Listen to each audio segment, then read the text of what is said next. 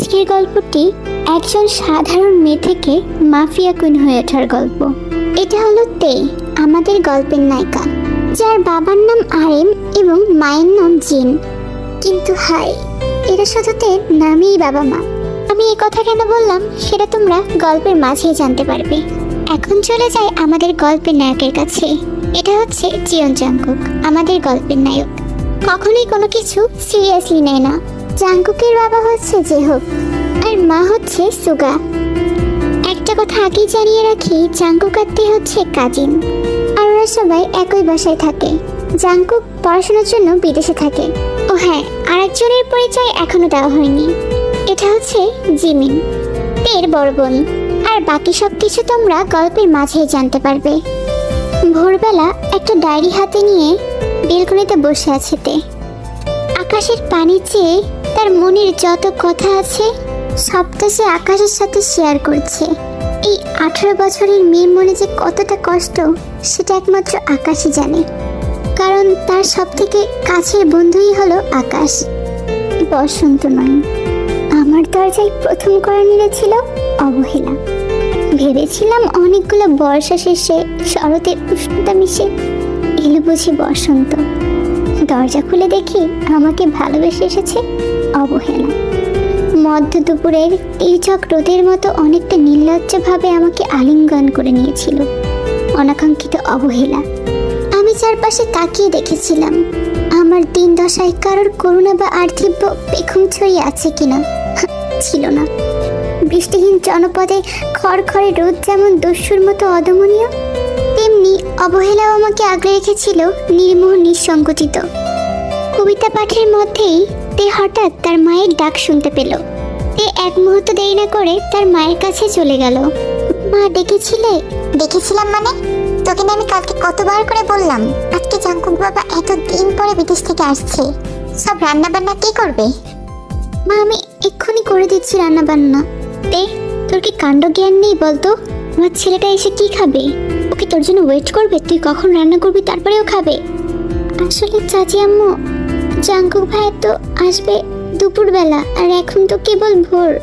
এই জন্য আমি ভেবেছিলাম একটু পরে রান্না করব। এই তো আমি এখনই রান্না করতে চলে আসতাম। কেমন আসছি সেটা জানাই আছে। তাড়াতাড়ি কথা না বলে রান্নাটা করতো। হ্যাঁ হ্যাঁ চাচি আম্মু, আমি যাচ্ছি। তে রান্নাঘরে চলে গেল। আর জিন আর সুগার থেকে যে যে খাবার রান্না করতে বলেছে তে সেটাই করতে শুরু করলো। উফ মাম্মা, আমার কফিটা কোথায় বলো তো? তোমরা জানো না আমি সকাল সকাল কফি না পেলে আমার মাথা নষ্ট হয়ে যায়। এই তে, তুই জিমিনকে কফি দিসনি কেন? মা, আমার এত কিছুর মধ্যে কফির কথা মনে ছিল না। জিমিন আপু, তুমি একটু কফিটা বানিয়ে নাও না। আসলে আমি এক হাতে এত কিছু সামলাচ্ছি তো। Wait what? কফি বানাবো তাও আমি? তুই থাকতে আমি কেন রান্নাঘরে যাব? মাম্মি দেখেছো আমাকে কেমন অর্ডার দিচ্ছে? আর আমি রান্নাঘরে গেলে আমার অনেক গরম লাগে। এই মেয়ে, তোর সাহস তো কম না? তুই জিমিনকে রান্নাঘরে আসতে বলছিস? তুই এক্ষুনি আমার মেয়ের জন্য কফি বানাবি এই মুহূর্তে। তে আর কিছুই না বলে কফি বানাতে শুরু করলো। এসবেতে অভ্যস্ত হয়ে আছে, তাই এখন আর কারোর কথাই তে আর কষ্ট পায় না। কিছুক্ষণ পর বাসার কলিং বেলটা বেজে উঠল। জাংকুকের মা সুগা গিয়ে দরজাটা খুলে দিল। 10-10টা বছর পরে জাংকুক এসেছে। জাংকুকের সাথে ওর 3টা ফ্রেন্ডও এসেছে, ইয়ংজুন, সুবিন আর ইয়োনো। আমার বাবাটা, আমার ছেলে, কতদিন পরে তোকে দেখলাম। বাবা, তুই অনেক বড় হয়ে গিয়েছিস। ওফ মম, তুমি কান্না কেন করছো? দেখো এই যে আমি চলে এসেছি। জাংকুক আর ওর ফ্রেন্ডরা বাসার ড্রয়িং রুমে এসে বসলো আর সবার সাথে কথা বলতে লাগলো। আর এদিকে জাংকুকের ফ্রেন্ডের তো অন্যদিকে নজর। এই ব্রো, তোদের কি হয়েছে বলতো? কথা বলছিস না কেন? ও কিছু না, ওই মেয়েটাকে ওর সাথে তো পরিচয় করিয়ে দিলি না। তখন জাংকুক কিচেনের দিকে তাকাতেই দেখলো যে অসম্ভব সুন্দরী একটি মেয়ে। তার কাজল কালো চোখ দুটির দিকে জাংকুক এক দৃষ্টিতে তাকিয়ে আছে। ব্রো, কি হলো? বলছিস না যে কিছু? হ্যাঁ, আসলে আমি বুঝতে পারছি না ওকে।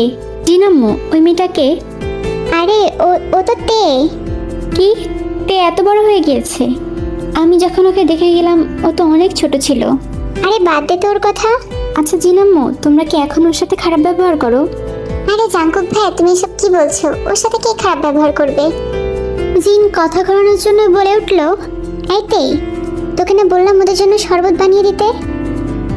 হ্যাঁ, এই তো মা এনেছি। তারপর তে একে একে সবার হাতে শরবতের গ্লাস তুলে দিল। ব্রো, মেয়েটা কিন্তু অনেক সুন্দর দেখতে। ঠিক বলেছিস, আমার তো ভীষণ পছন্দ হয়েছে। এই, তোরা বছর নজর দিস, আমার ওকে খুব পছন্দ হয়েছে। আচ্ছা শোন, আমরা বললেই তো হয়ে যাবে না, আমরা তিনজন থেকে ইমপ্রেস করার চেষ্টা করব। এখন যারটাতে পছন্দ করবে এ তারই হবে। ওকে ওকে, দেখা যাবে।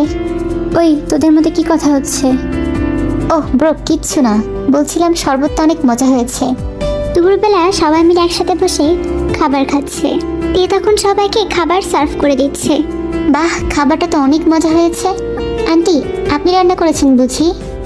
না না, আমি রান্না করিনি। রান্নাটা আমি করেছি। ওয়াও, জিমিন, তোর হাতের রান্না তো অনেক মজা। কিন্তু জিমিন, তোমাকে তো একবারও কিচেনে দেখলাম না আমি। ওই না, মানে হ্যাঁ, আমি তো কিচেনে ছিলাম, তুমি হয়তো খেয়াল করনি। না না, আমার চোখ তো ভুল দেখতে পারে না, আমি ঠিকই দেখেছি। বাবা, তোমরা এত কথা না বলে খেয়ে নাও, খাবার টেবিলে এত কথা বলতে নেই। তারপর ওরা খাওয়া দাওয়া শেষ করে